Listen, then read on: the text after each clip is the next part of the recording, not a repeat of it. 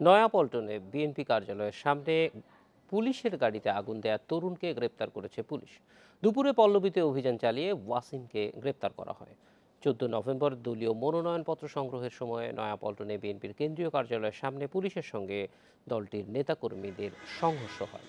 সে সময় পুলিশের দুটি গাড়ি পুড়িয়ে দেওয়া হয়। ভিডিও ফুটেজে দেখা যায় এক তরুণ দিয়াশলাই দিয়ে গাড়িতে আগুন দেয়।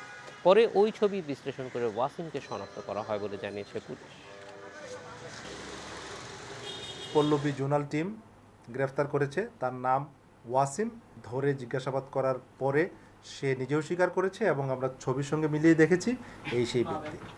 তো এই নিয়ে মোট 14 জনকে গ্রেফতার করা হলো যারা এই ঘটনার সঙ্গে সরাসরি সম্পৃক্ত।